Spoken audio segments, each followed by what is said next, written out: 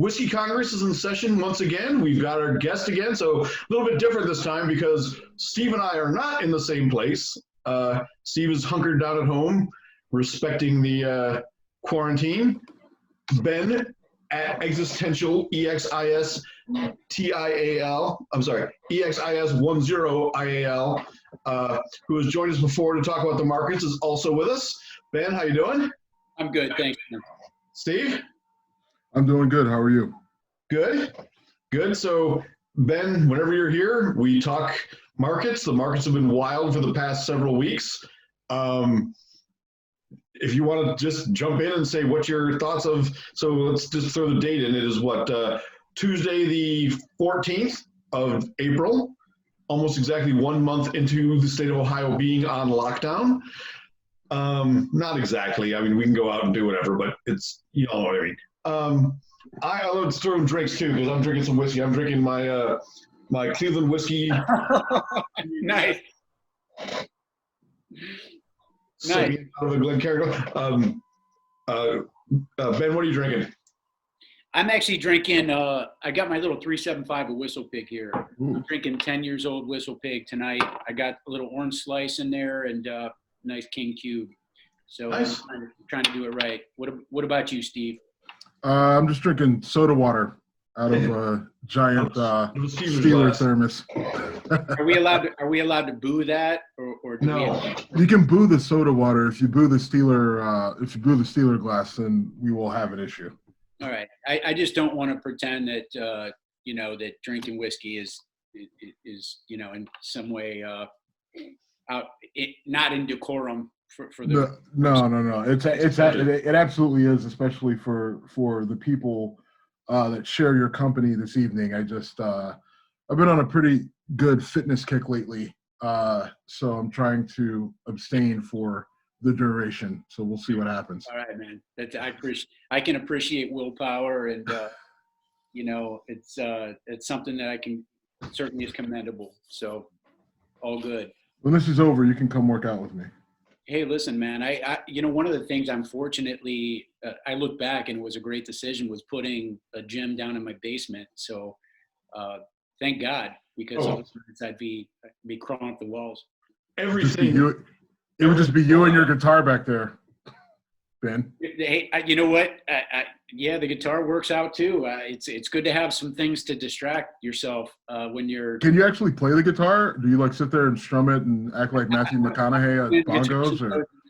You got to keep in mind, I'm now 40 years old. I learned to play the guitar when I was in college. I've been playing the guitar for a long time, probably 20 years. Okay. All right, that's fair. At least you didn't try to start figuring it out when you were 39 and a half. No. I've been playing a long time. I can shred. Did you impress a lot of girls with that guitar playing there? Did you, Ben? Little Dave Matthews-esque. You know what's funny is that Dave Matthews was actually some of the first music I learned, in addition to Neil Young and some classic stuff. But yeah, we're around the same age, so I was listening to a lot of guys like you learn the same thing at the same time while I was going heavy hardcore hip hop rap right over their bullshit. Well, and that's where I appreciate artists like Outkast who actually incorporated guitar into their music. So I actually can play a lot of Outkast. I can play Hey Ya for you if you wanted. That might be. Maybe we can close out the show with that. All right. So we can start. We can have a little. What is it like? The Masked Singer or some weird bullshit. Yeah, right. One of those weird ass. We've been talking about updating our intro song, Ben. This could be a collaboration here. Yeah. All right.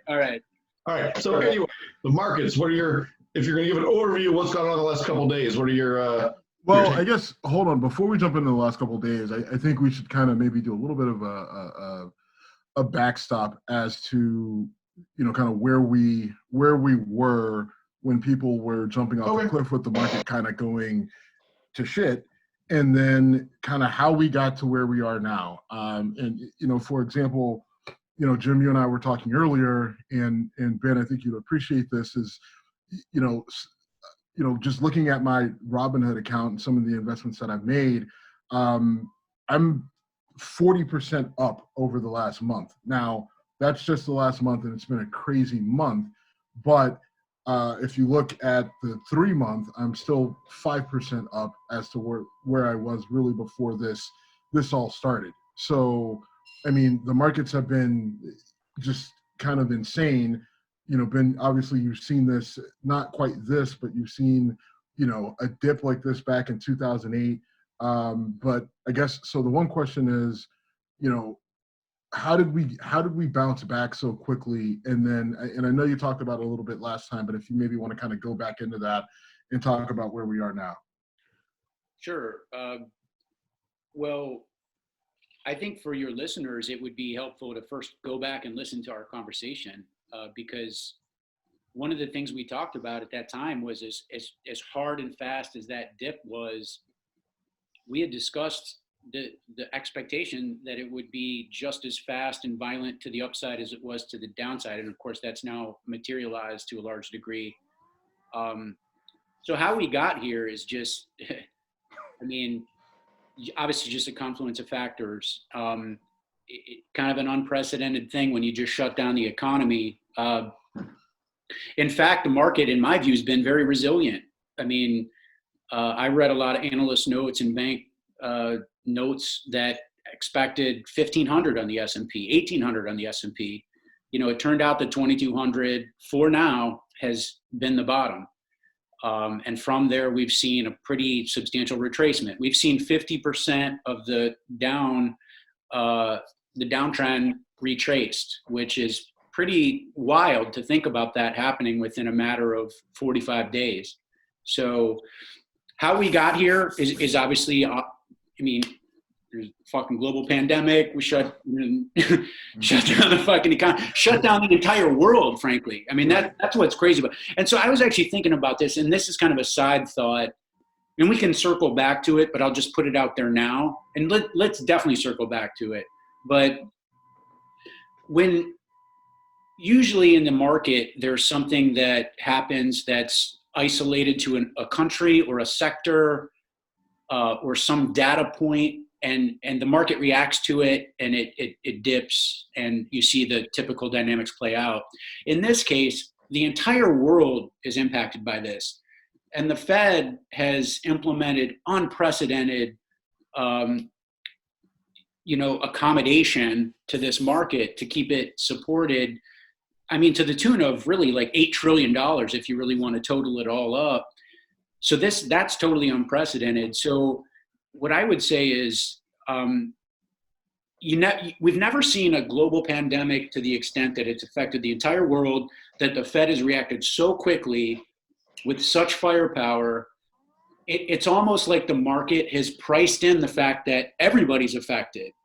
Now that the Fed has increased the liquidity, we've kind of maintained, valuations in risk assets. And that's why I think we've seen the market get buoyed up from those 2,200 lows on the S&P.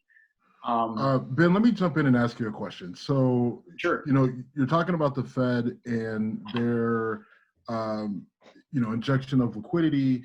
And so, there's a lot of debate on whether this is a good idea, a bad idea, and you can't just print money. Where do you come out on what the Fed has done to, like you said, kind of buoy where we're at? Yeah. And I mean, that's the big debate. I saw a really interesting, and it actually went viral, the debate that Scott Wapner from CNBC had a debate with a gentleman from a private equity firm that was of the opinion that, we should let airlines, for example, go into default, go into structured bankruptcy, which I understand. I get his point. In fact, I was of that thinking back in 2008 when GM needed emergency liquidity. I was a young guy and I wasn't all that smart back then. I didn't understand. I didn't understand the cascading effect that might have on a very interconnected global economy that we're in right now, that we were in back then, but we just, I didn't have the depth of understanding that I do today. My feeling is that the Fed has done an exceptional job, because they've not just kind of greased the wheels in the financial markets with regard to their repo programs. So that provided liquidity to options traders, people like myself. It helped, unlock the markets and create price discovery where, you didn't see spreads. And when I say spreads, I'm talking about the bid and the ask, and that's what locks up markets. If bid and ask get too far apart, you'll get into a situation where you can just run into a free fall because there's no buyer. And that's kind of what the Fed is. They're the buyer of last resort in this circumstance. Now, keep in mind, they're the buyer of last resort, but that doesn't mean that it's a grant or a bailout, as people like to call it. It just means that they're adding these risk assets to their balance sheet in the interim. They will wind those down, but it just helps stabilize the markets. What they've done is they've gone a step further, and now they're providing liquidity to the private sector in terms of buying high yield corporate debt, that's never happened before. That's a new one. And then, of course, the congressional mandates through the CARES Act is facilitating small business loans, which are in fact forgivable loans. So those are grants. That is a bailout. That's technically a bailout. If you're just getting free money, you don't have to pay it back. That's a bailout. So if anybody wants to talk about a bailout, the bailout that's been congressionally mandated is for the small business owners, and that's where it should be mandated. Right. And that was my next kind of point. Like, bailing out the small businesses is good. And then where people might get confused is if they think the money is going directly to, your large corporations, your Fortune 500, and like not only are they getting the money, but there's a misunderstanding of their requirement to pay it back. So quiet over there, Jim. That's not what's happening here, especially with our larger corporations. The idea that they're just getting free money that they don't have to pay back with no strings attached, right? Right, exactly. And I think that's generally misunderstood. I think when people look at, like, for example, Boeing, who hasn't, by the way, taken a dime yet. In fact, they're actually tapping the private markets to see if they can get, get some bonds purchased in the private market. They may not need federal assistance, but everyone automatically assumes and just calls it a bailout. Right now the hot debate is among airlines, and when you think about airlines, I mean, yes, we could allow some of these airlines to go into structured bankruptcy, but how does that benefit the American public? Ultimately, it ends up. Eventually, it'll end up driving up prices for airlines and things like that, which hurts the consumer and doesn't really do anybody any good. I'm kind of guessing. Exactly. I mean, they just need they don't need a grant. They need liquidity. They just need to be able to bridge the gap. It's essentially a bridge loan. And I don't think there's anything wrong with the government being the lender of last resort in this case. And I think for the airline industry, it's unfortunately, and again, it's one thing for Darwinism to call the herd, so to speak, in right. the sector. And I don't have no issue with that. I mean, I have no problem with structured bankruptcy with companies that are insolvent or have been irresponsible. But the issue is that this is a global pandemic that, obviously these guys had not hedged against to the extent that they could expect that they'd see literally 98 to 100% drawdown in demand for a protracted period of time, 90 to 120 days. We don't even know. What's funny, though, is the All England Club, where they host Wimbledon, they can make the argument that you should have seen it coming because they actually hedged against it.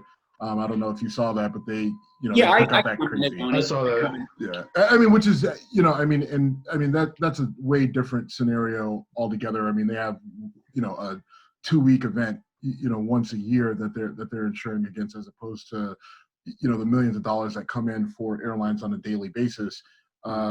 So it's not anywhere near the same, but it's just interesting how some people took what happened with SARS the first time around and some of these other sort of global pandemics that didn't quite get this sort of attention and said, what, we may need to kind of be ready for something like that if it happens again. Right. Well, and Ben, if you remember 2008, all the companies, all the banks that were doing their, shell game and shady dealings were all insured against things going bad.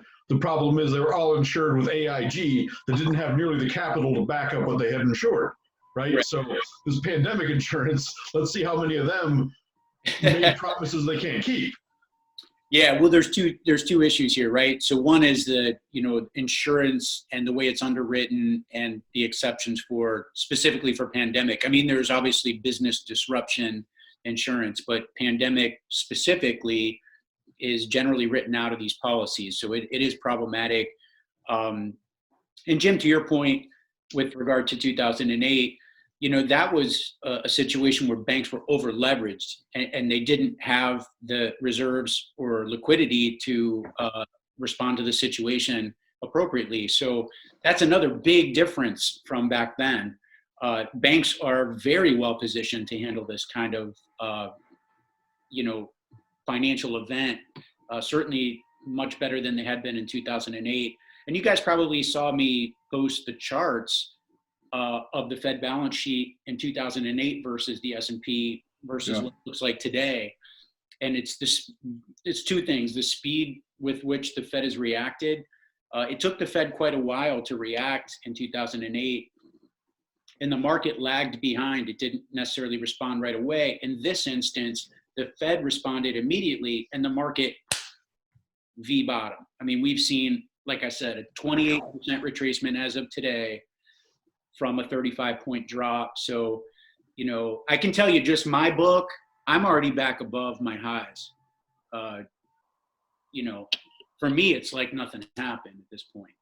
But keep in mind, I was hedged on the way down. And again, if people definitely should go back and listen to the conversation we had back, I think it was in February, where I talked about just proper risk management. And it's just important, if you're running a book and you've got long positions that are substantial positions, you really have to look for insurance. I mean, I use the word insurance. I don't mean to make that sound esoteric, or maybe it's something that people they don't, kind of. You might want to provide more detail on what you mean by that, because yeah, I mean, there's numbers of ways to do it. I mean, for me, I was using put options against my longs, and I was also buying things like U.S. debt, like the TLT, which is it's basically an ETF that's just it captures long end U.S. debt, so 20-year plus treasuries, and that proved to be a really effective hedge. So did gold, in fact, which kind of surprised me. I didn't think gold would be as effective as it had been, but that's the way I hedge. But keep in mind, I covered those hedges before St. Patrick's Day. So I was naked with regard to the downside risk for a period of like 2 or 3 weeks. That's not a comfortable position for somebody like me to be in. I normally am able to buy protection. The problem is that the premiums on options were so high, it just didn't make sense for me to do it. So I just had to just trust my gut and just go long and deploy more cash. And that's what I did. I deployed cash all the way into March 23rd. In fact, I was looking at my statement because I was talking to my cousin earlier today. My cousin is in wealth management. So he has a little bit of a different strategy than me on the hedge side. I'm a little more aggressive than he is, but we were talking about it and I was looking at my statement, and my heaviest buying days were March 19th and March 20th, which was a Thursday, Friday, and then March 23rd, which ultimately was the bottom. So it worked out well. Yeah, your family conversations are different than mine. Well, we do it over whiskey. I'll tell you that. So maybe they're still different. All right. The one thing there's two things I want to go back to. One, kind of going back to how we're kind of discussing things, with the government coming through with the CARES Act and saying, all right, we're gonna grant people a $1,200 check if you come in at AGI under, $99,000 or $75,000 a year, or $500 if you have a kid. And I don't know if this is a big deal. Some people are calling that a stimulus check, a stimulus package. And I don't think it's necessary. I don't see it as a stimulus. I see it more as, economic relief. to kind of keep things, as you said, buoyed, to keep things kind of going in the right direction. There's the debate on whether it's enough because Canada's doing this and the UK is doing that. Do you get caught up in the semantics of stimulus versus economic relief? Does that much matter to you, or is it just, first of all, get the checks out and then we'll worry about it later? Yeah, get the checks out. We'll worry about it later. I mean, people need liquidity, just like the banks needed liquidity in 2008, just like the airlines need liquidity right now. Main Street needs liquidity, and you got to get the fucking checks out. That's the fucking problem. The program, it's a shotgun program. The infrastructure wasn't in place. I look at, well, first of all, obviously the PPP thing, which is the small business relief. The infrastructure hasn't been in place. I mean, you heard JP Morgan and Morgan Stanley and fucking Wells Fargo. They all said it last week. They're like, there's no fucking way we can do this shit because they are on the hook for this shit. These guys have to be risk assessors. This isn't like just fucking free for all. Everybody gets free money. At the end of the day, the banks, their dick is still on the fucking line. As it relates to the stimulus checks, that is a bailout. That's a fucking bailout, and it's an appropriate bailout. Because we need to bail out the U.S. taxpayer because they're being told by the government, hey, you can't fucking work, man. You got to stay home. And you still got to pay your shit. So you know what? Yeah, the fucking government needs to cut you a Uncle Sam needs to wipe your ass right now. And that's got to be hard for you to say. I know you're a fiscal conservative and a small government guy. So for you, this has to be a really tough. I mean, I respect your willingness to say this is the exception to my normal rules. But that has to feel like a jagged pill to swallow. Yeah, no, Jim, you're 100% right. I mean, this is why we have federal government. It's exactly why we have federal government. And to your point, Jim, in a normal environment where we're not in the midst of a global pandemic, it's the last fucking thing you'd hear from my mouth. But you're absolutely right. We're there. And to your credit, you're willing to say, this is not my normal stance, but we're in an unforeseen, unique for our lives circumstance, and you got to do things differently than just say, well, we're going to cut taxes on the wealthy and the money will trickle down. Well, right now, that ain't going to happen. And I'm friends with lots of people in the service industry between being a regular bar goer and a stand-up comedian, and those people are really struggling. I mean, they went from not having health insurance, not having paid leave, but making ends meet to you can't do shit. And some companies are doing a pretty good job locally that I know are doing a good job of supporting their staff. And some of them are saying, sorry, but I'm not bringing money in. I think the key point to remember in this example is that the government has imposed this on people. Yes. If the government's going to impose it on you, they need to take responsibility for the economic impact of that decision. So in this case, it is a little different. And Jim, and I have no problem with saying that. I mean, yes, I'm a fiscal conservative. I'm a conservative ideologically, but I'm a reasonable guy. I give you tons of credit, though. Some people would double down and say, never government, never this, Second Amendment, blah, blah, blah, as I say this with a gun behind my head. But that's a great litmus test for who's a complete fucking illiterate dumb fuck who you should even give two thoughts to, considering their opinion, and other people that are actual human beings that maybe have some semblance of understanding of what the hell. I think you have more than some semblance, but illiterate dumb fuck is always going to score points with me. So. Fair enough. So Ben, one thing I wanted to go back to, you talked about sort of our kind of global economy getting a little bit exposed. And not that, so I guess the question is, without dancing around it, is, should we look at this pandemic and look at how exposed we were?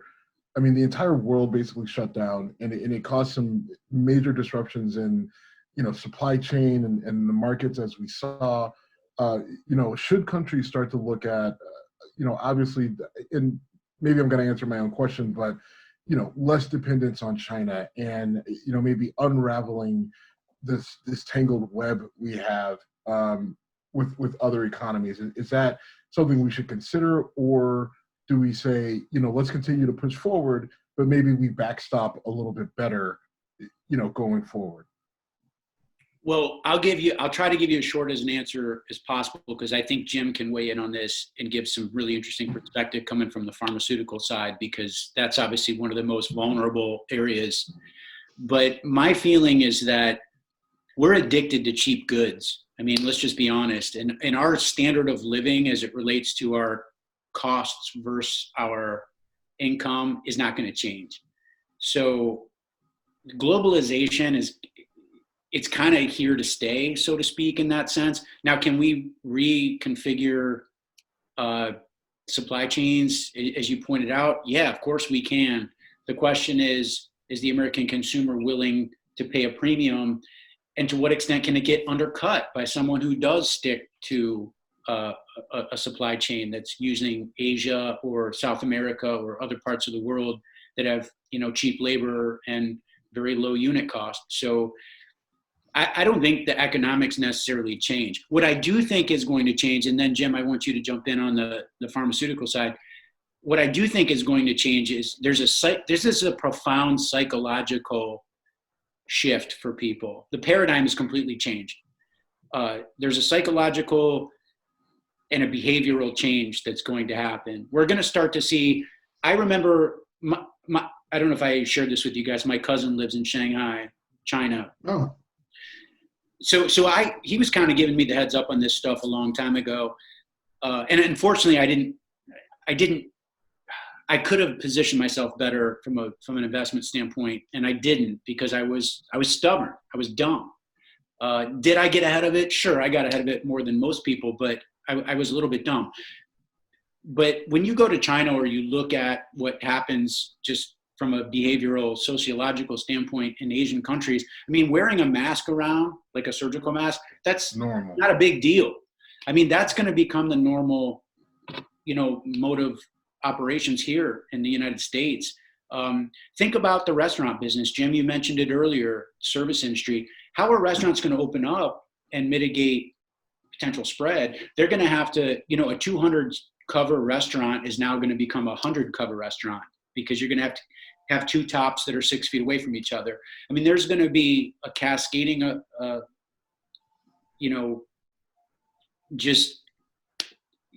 of these unintended consequences that we haven't necessarily thought through and figured out yet that are going to materialize.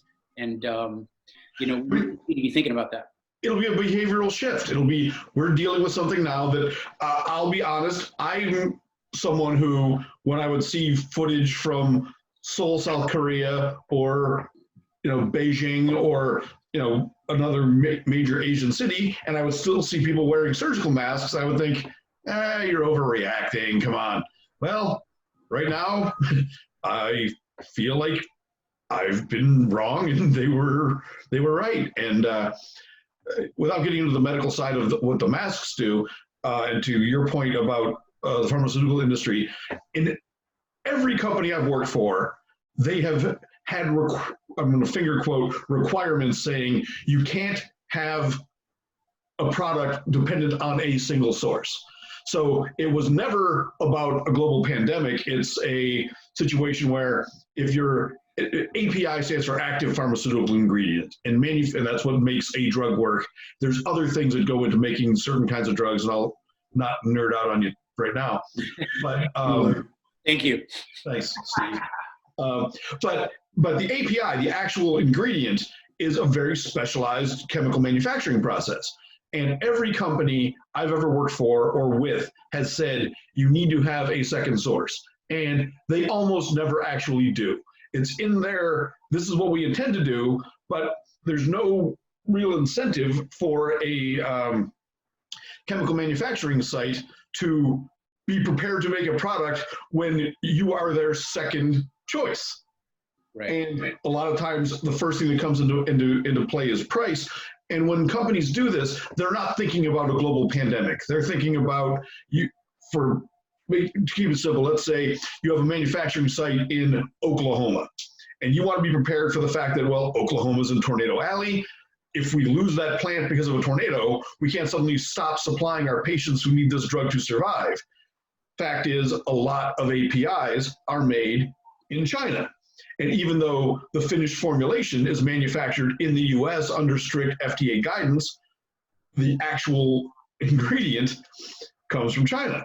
And if they have to shut down their operations, and if, like most companies I've dealt with, you've got a plan to get a second source, and you've got a quality assurance team out there who is seeking a viable partner that will accept the terms of your quality business agreement, if you don't have them and something like this happens, you run the serious risk of just being like, well, we can't make that because the stuff that actually makes you get better isn't available. And you don't put together a chemical plant with regulations in place. Starting up an operation like that takes 12 to 18 months if it's fast tracked. Now, that's because of the regulations and the checks and balances, and those are generally good things. In an emergency, agencies have a way of temporarily suspending some rules and putting in, Band-aids, for lack of a better word, to say, under these circumstances, here's what we'll allow you to do. But not getting too political, you've got agencies in China that are protecting their businesses from America, agencies in America that are protecting their businesses and their consumers from, imported drug products. And so this is going to be a really complicated boondoggle to untangle, because we're going to need stuff from China. Again, trying to not Trump bash, but Trump went on TV today and bashed the World Health Organization and China brutally. And at some point, I don't think words on a podium at a press conference are going to cause business deals to completely collapse. But it's a concern if this becomes a battle for resources, and if we don't continue to try to, head in the right direction in terms of infection rate. That's what really scares me. Did I answer your question? That was super short and concise. Thanks, Jim. But that's it was tough guy, because that's the whole detail. That's the reinfection aspect is definitely something like that's got to be a big concern, and it makes me nervous. When Trump puts together his council of getting the economy back up and running, and there's not a single, health official on the stage. Right. And it just makes me wonder. Now, the good thing is that governors have control of this, but I think we know how this is going to go down. The governors that want to pander to Trump are going to do whatever he says and open their states as soon as possible, even before he has anything official out there on Twitter, I guess. And then, fortunately, we live in a state with Mike DeWine where he's going to take the available information with the right people around him and do kind of what's best for the people in the state. Even though there's people, I'm sure in Cleveland and other places putting pressure on him to get things back going. So it will be interesting to see, how we deal with the idea of reinfection and what states kind of take that into consideration and which ones don't for political reasons. Well, to your point, Steve, and it's a really good one, which is second wave, potential second wave. So, I'm a risk manager, money manager. I'm not a fucking epidemiologist, right? Or a virologist. And I don't claim to be one, but unfortunately I've had to kind of become an armchair one, right? Over the last couple months, because I've had to handicap the markets. And as I've said before, you can't know about them in stocks until you see a peak in virus. And that's proven to be true. And, one of the issues that I've seen as I've looked at past pandemics, and I actually posted over the weekend about a forgotten pandemic, which was the Asian flu of 1957. And for people that aren't familiar with it, go back, look at my post, and I have some links. That's everyone. There's no one that's familiar with it. Yeah. But that's just one example, because it's not only is it the same strain of flu that we're dealing with now, but it's just contemporaneously, they didn't even cite it as an economic impact at the time, which is staggering to me, right? Because right now it's like all we're focused on economically.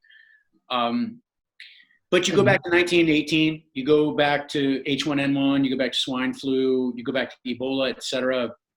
obviously all very different, nuanced in their own right. But every single one of these influenza outbreaks have had a second wave. Now, this is not an influenza.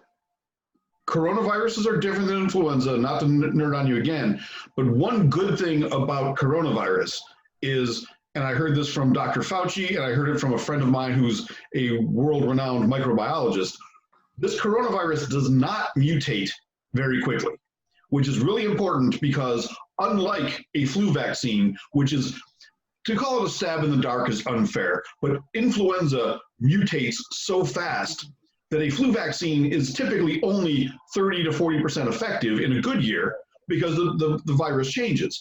So far, what they're reporting is this coronavirus does not change fast. So if and when they get a vaccine in place, it should be much more effective. You're going to get the anti-vaxxers all fucking jerked off over that one, man. They already are. They already are. Jenny McCarthy can kiss my ass literally and figuratively. It's Jenny McCarthy, right? Yeah, Jenny McCarthy. She's one of them. Right, that's the one that... You know, and it's goddamn shame because, man, when I was a young kid, man, she was one of my pinup girls, so that's a good... I haven't seen her lately. She still should be. Yeah, she's beautiful. Let's not get that. That is a really key thing. One thing I've gone off on our podcast, Ben, is there's people saying once we get a vaccine, everything's fine, and I can't say it enough times. Vaccines aren't a cure; they're a prevention. I am all for preventive medicine, 100% for it. But if we got a vaccine today, it would change the curve dramatically and great. But it doesn't help a person who's already sick. And again, because this coronavirus is not mutating, the effectiveness of the vaccine should be much better than the flu shot. I don't get a flu shot, and I'm a pharma guy because I know it's less than half effective. And I know that if I get the flu at 48 years of age, more than likely I'm gonna have a miserable week, but my mortality is likely not at risk. With the coronavirus, your mortality is at risk for other reasons. Yeah. You're such a funny guy. You know, one of us is a comedian, and you wouldn't guess which one it is tonight. Well, you know what, Jim? I'll say this. You know, sorry, 48, you look pretty goddamn good for 48. I think you're going to be in good shape, my man. Thank you. But let's say this. Let's put that aside with regard to the conversation about infection and so forth.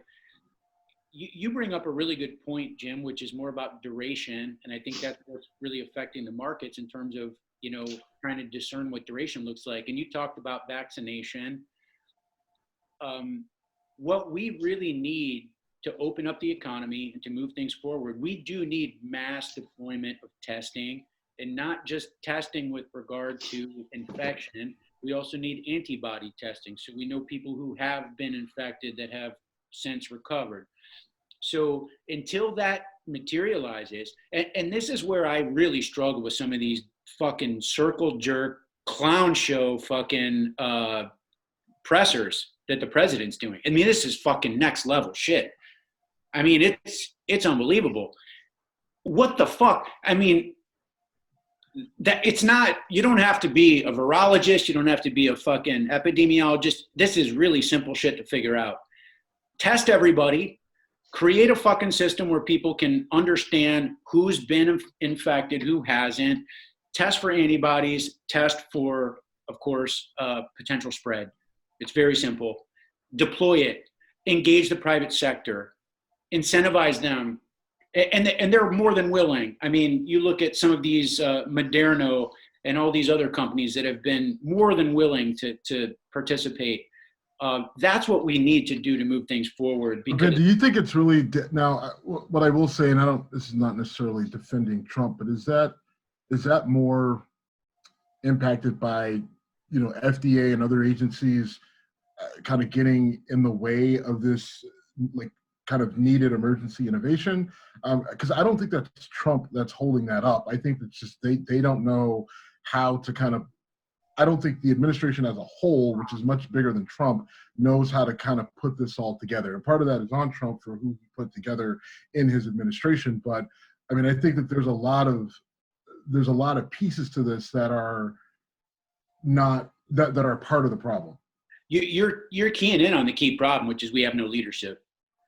There's no fucking leadership. When you have leadership, all of those things fall right into place. Everybody knows exactly what to do. That's what leadership is, man.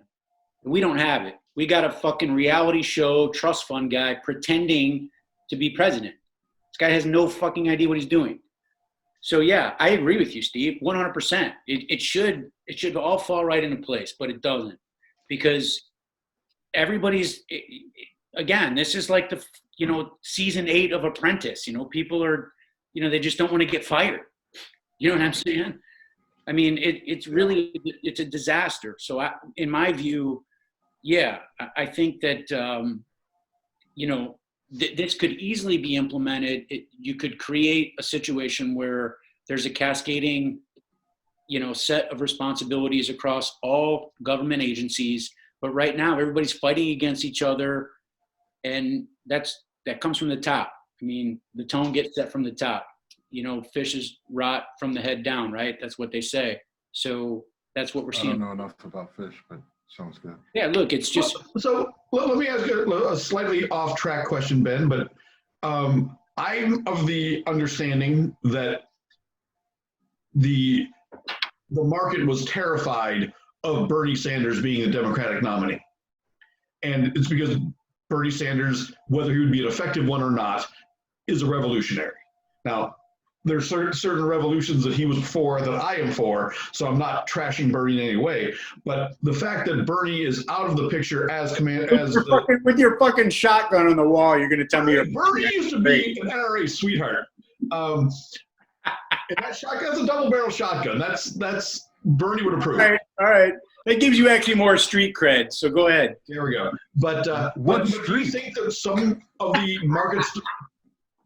Do you think some of the market stability comes from the fact that a Bernie presidency is no longer for lack of a better word, market fear? No, that's been priced in for a while now. Okay. After he suspended his campaign, it got priced in. His endorsement of Joe Biden was, lukewarm. Yeah, it was kind of, I guess I would say, marginal. I would though say, and I had some people that, that disagree with me on this, but I thought Obama's endorsement today of Biden, I thought was actually pretty meaningful. You just punched Steve in the balls and didn't know it, but thank you. Yeah. No, look, I think it was meaningful. I do too. You know who told me I was an idiot on Sunday? And let me qualify the comment by saying that if you look at the 2016 election, obviously it was razor thin with regard to popular vote, obviously the electoral vote. Hillary was a horrible candidate. I think we all agree on that. Absolutely. Razor thin margin. People did like Obama. I was a staunch Obama critic. Oh my God. I used to fucking rip this guy's dick off daily on fucking Twitter. I ripped him on we had a fundamental difference with regard to the role of federal government with regard to Obama. But the thing about Obama was he was articulate. He's an intelligent guy, and he never embarrassed me. He never embarrassed me as an American. Trump embarrasses me almost daily. And that's a big difference for me. But I will tell you, his endorsement of Joe Biden in this point in time is very different. Keep in mind, when he endorsed Hillary Clinton, it was later in the race. Wasn't at this point. And I watched his video, and I'm not one of these like Instagram, like Facebook guys that, these people jerk off to this stuff. It's fucking weird. But the Obama video was compelling to me. I thought it was meaningful. And I think you got to keep in mind, 30 to 33% of the American populace, the voting populace, is going to vote for Trump no matter what. Yeah. About a 15 to 20%, constituency that's independent or moderate, whatever you want to call them, these are persuadable voters. And I think that Obama statement, I think, is meaningful. And that's just my own personal opinion on it. We can all handicap it. We'll do the autopsy come, December, Right. But that's it. I mean, and I guess my argument would be is we don't have a third party candidate this time around. You know, we don't have a Jill Stein, we don't have a Gary Johnson. You know, and did they?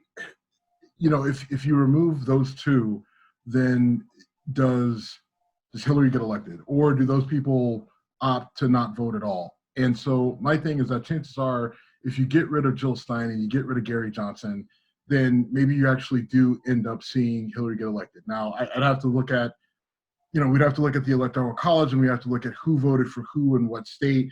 You know, what third party candidates impacted where. Does that change something in Michigan? I don't know. But I guess my thing is, I feel like with only two candidates, I think the biggest issue for Biden are the people who are going to sit out and not vote because Bernie didn't make it. But I think everybody else has kind of made up their mind. I don't feel like, Ben, I don't feel that you're on the fence. I feel that you are going to vote for Biden, and it wouldn't have mattered if Obama like gave his endorsement now, gave it later. If it was, I mean, no, listen, Obama is amazing at giving these sort of inspiring sort of speeches, right? Like that's why he got elected. I mean, you know, looking at his track record going back to 2008, I mean, like the guy was elected because he wowed people, you know. 2006. Right. I mean, yeah, at the 2006. Right. I mean, people. I mean, like he gave that speech, and people were like, "Well, he's the next president," and they were right. But now I think that you only have two choices. We know who and what Trump is. I think before there were certain people. Even I think I hedged Trump a little bit by saying, "All right, he's being really ridiculous to get himself elected, but he'll come back to the middle, and maybe he'll turn out to be not a complete train wreck." I was wrong. So now we know who he is. I think people like you, Ben, and other people that may have been on the fence in 2016 but went Trump, I think they're off the fence, and they're either all in for him or they're happy that it's Biden, it's not Bernie, and they can go ahead and make that jump. So that's a lot to say. I still believe that Obama didn't mean shit, but Obama's endorsement didn't mean shit, but it was very good. No, look, I think that's a legitimate point. I don't necessarily disagree with you. I'm just putting more weight on that endorsement than you are, and that's fine.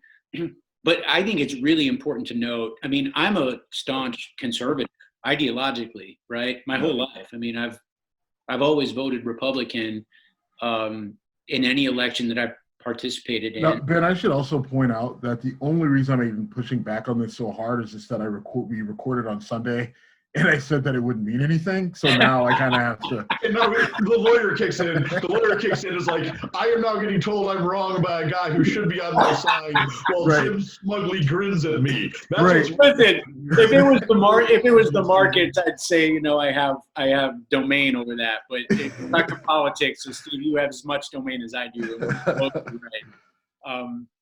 Right. But no, I there are a lot of people like me, both.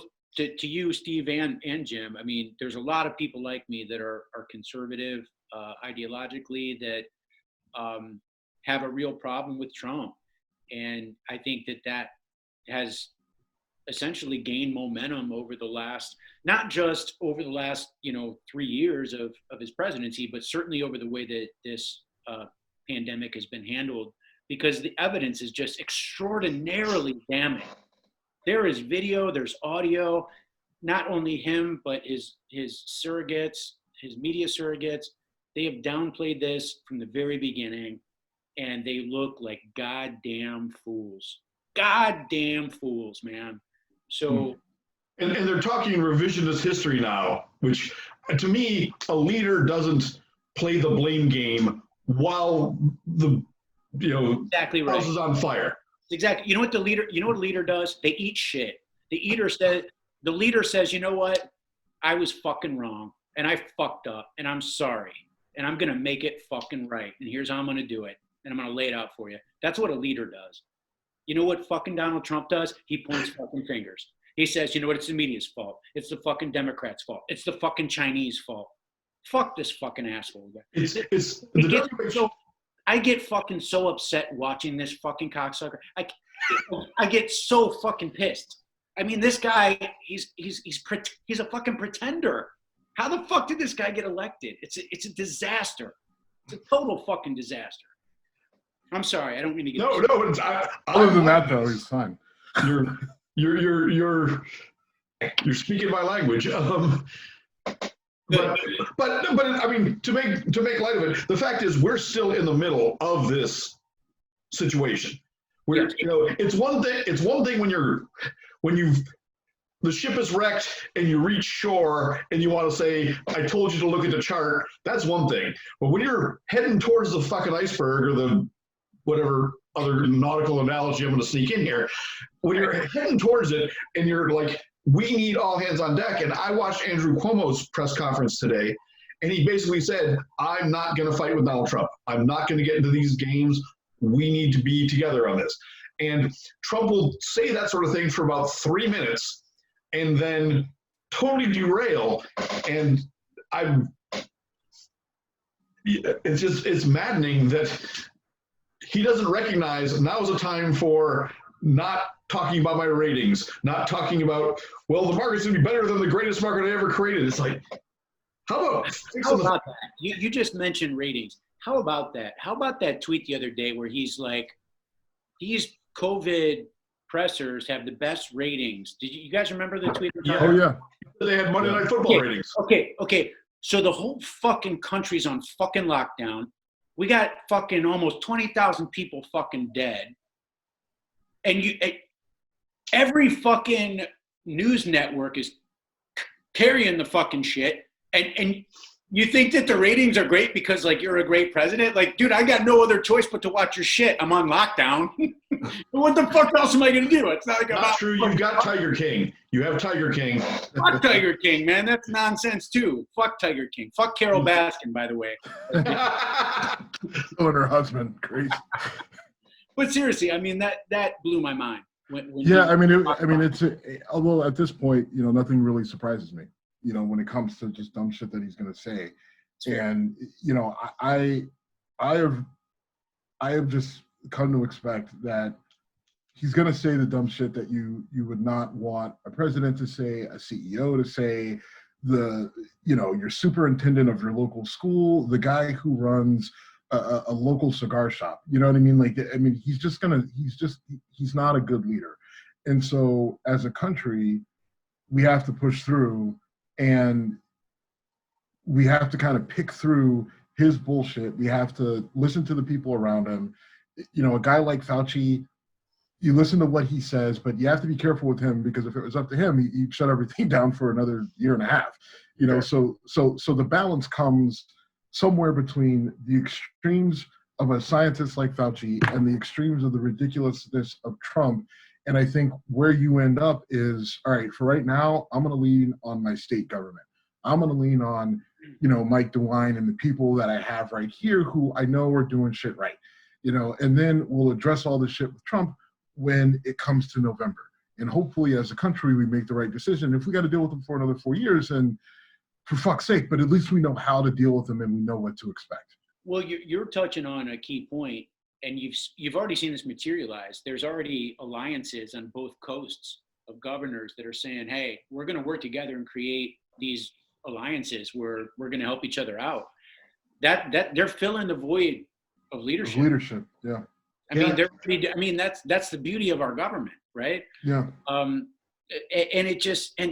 imagine what that does to Trump's fragile, tiny little snowflake psyche.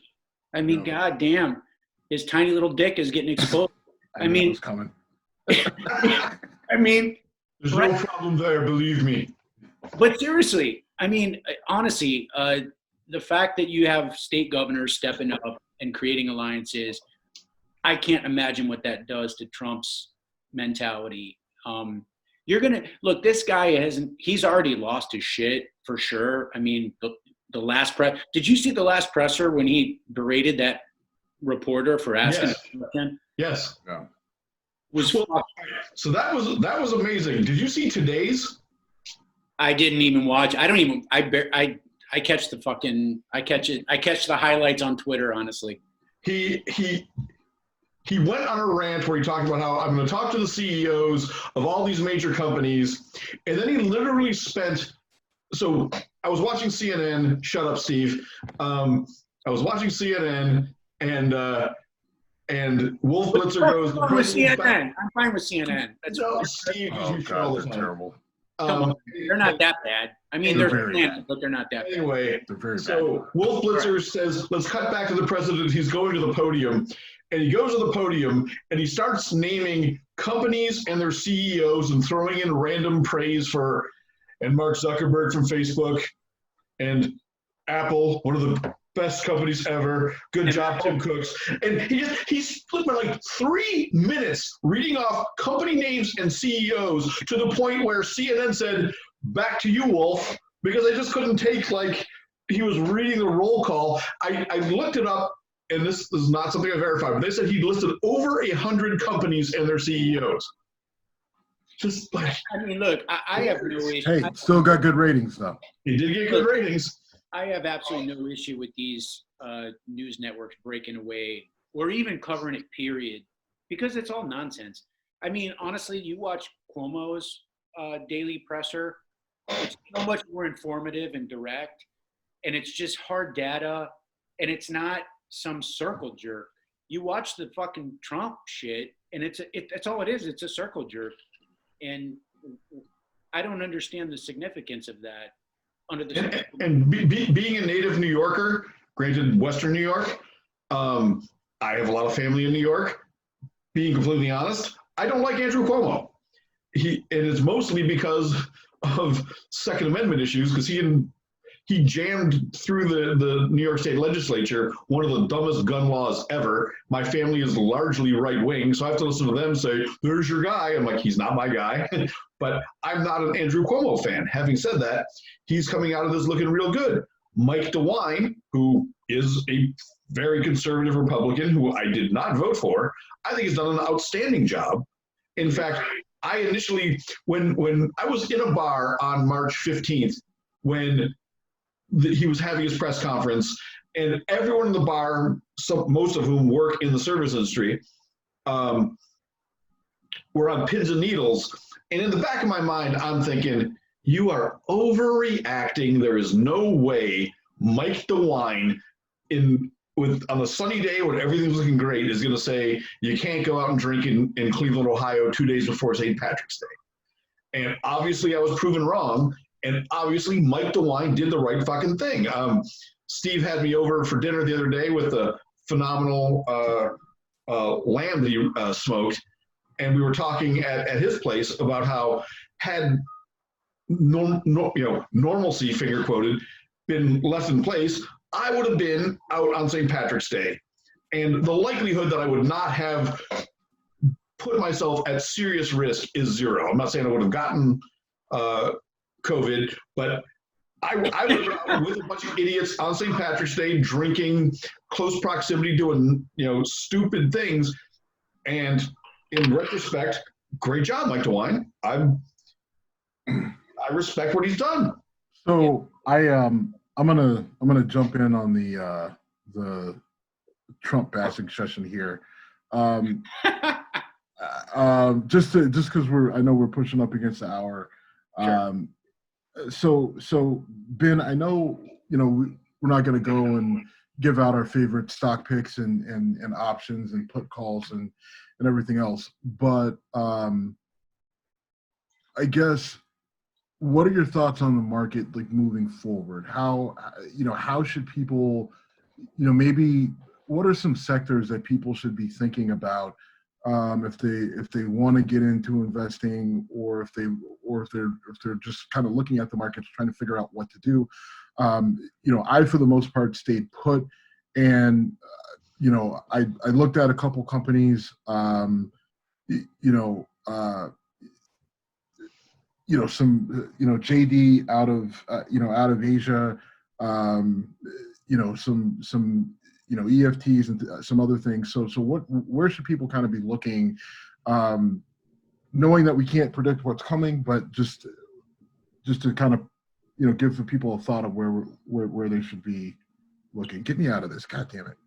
Yeah, no, I'm no problem. Steve, happy to throw you a lifeline.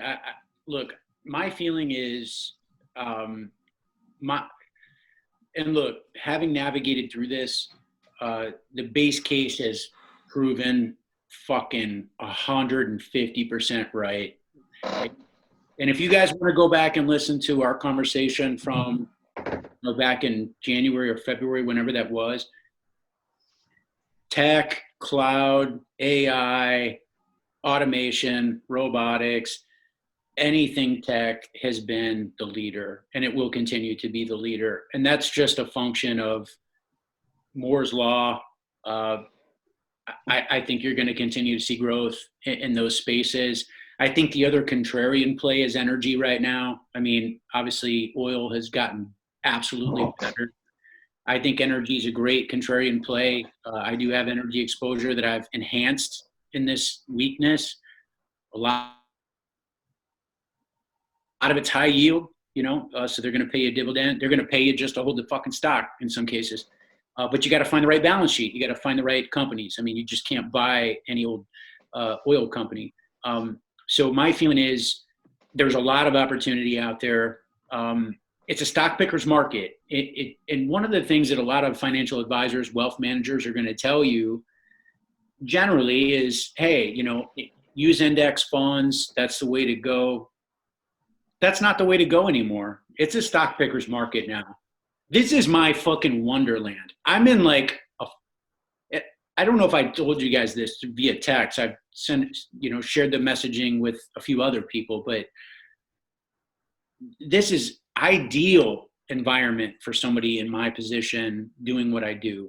It's just totally ideal because this is a stock picker's market. It's a volatile market. It's going to continue to be volatile, I think, for the next couple of quarters. We just got back into earnings season. Banks reported, JP Morgan, Wells Fargo reported today. You're going to see Goldman Sachs report, Bank of America report this week. They weren't necessarily great earnings reports, but I mean, in my view, it's still tech, it's still cloud, it's still automation, it's still AI. And I think energy is the kind of contrarian play right now. That's kind of where I'm at. Okay. I hesitate to give specific names because I know. I mean, how the sausage is made. I mean, that's literally how I make money. Right. No, I completely understand, but I mean, it's good for people to have an idea, and I think that if you're getting into investing and you're trying to figure it out, and even if you have someone investing money for you, it's important that you understand, what you're doing. And the only way to do that is to kind of dig in there and start to look at these companies, look at what they do, understand how what they do relates to what's going on in the world, right? At kind of in real time. Otherwise, you're just guessing. You're going off of someone else's analysis, and you don't know why they're telling you that. I mean, you don't know where they're getting money from. You don't know who may have told them to say, hey, push us a little bit because we need the boost or whatever.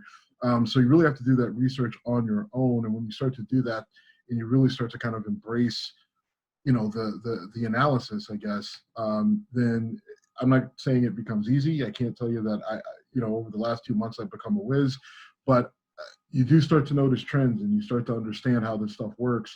And instead of a lot of these progressive left, liberal people rallying against Wall Street and the market and saying how people don't have access to it, you don't need a ton of money to get invested. You don't need a ton of money to get involved. You can go on a site like Robinhood, or whatever the other one is. The others, there's plenty of others now that are really cheap. They have apps on your phone. Even if you start with $100 or $1,000 or whatever, you can even buy fractional shares and everything else. But you can get yourself involved. And all of a sudden, you have a stake in all this shit that's going on. So, Ben, I appreciate your help and your insight. It's always fun to talk about people's dicks getting ripped off with you. You guys love the dick references. But no, to your point, Steve, you're absolutely right, and it echoes what we had talked about in our last conversation with regard to just access to markets. Anybody can trade stock, and anybody can do it permission free right now, and it's important to just get exposure. It's hard to gauge bottoms. Obviously, we can't do that, but yeah, I mean, look, I think we're going to see a lot of sideways chop. I think we've put in the bottom. I think 2,200 on the S&P has proven to be the bottom. You know, we used to talk about 2,350. I think we might retest 2,350. We could easily go lower. I'm not taking that possibility off the table. Again, if you look at past trajectories in similar circumstances, although this is kind of an outlier, yeah, I think it's a reasonable probability that we're going to go lower. In fact, when I was talking to my cousin earlier, you know, my feeling is we will go lower. I don't think we can, you know, this euphoria is not going to continue. I think the market's going to turn on some of the news with regard to some of the cascading defaults that we should expect. Like I said earlier in our conversation tonight, the PPP program, while it's phenomenal, it's great. It's a great bailout program for small business. The infrastructure is not in place to execute it. And if you can't get money, you have to imagine it. Imagine you're a fucking, you know, pizza shop or some shit, right? And you're not doing takeout, and you know, you've got 5 employees you've already laid off. You need that stimulus check. You need that PPP loan to bridge it. And the bank, you don't have a relationship with a bank, and they can't facilitate this lending facility in a time frame that's meaningful to you. It might take another 3 or 4 months. You don't have enough liquidity on hand to fucking pay your goddamn mortgage, to pay your, you know, who you're paying rent to. There's going to be a cascade of defaults, and that's unfortunate. So we haven't seen necessarily what I would call, I think we've seen a bottom, but we haven't seen carnage completely flushed out yet. We're going to see a lot of problematic scenarios play out. And Jim mentioned it earlier, even in the service industry. I mean, think about all the service industry employees. In fact, I shared a stat just the other day. 126 people just in the state of Ohio are unemployed for every one confirmed case of COVID. For every one confirmed case of COVID, 126 people are now claiming unemployment. Wow. Crazy stat. That is a crazy stat. And there's other interesting, implications from this, because I'm not trying to spin this as a positive thing, but like smog in LA has been radically reduced because no one's going to work. Harvesting of natural resources. I'm for some reason obsessed with fisheries, and companies that catch lobsters and crabs and other things. A lot of them aren't harvesting nearly as much because there's no one going to restaurants to eat lobster. There's no one going to restaurants to eat swordfish. And so that's going to have a weird impact. I'm not saying good or bad, just it's going to be a weird thing. With some of these cities in China shutting down, they're not pumping pollution into the air. Well, that pollution also gives us products. And a lot of the reasons why those products aren't made here is because we impose regulations that I'm in favor of, but China's willing to turn the other cheek in terms of environmental impact.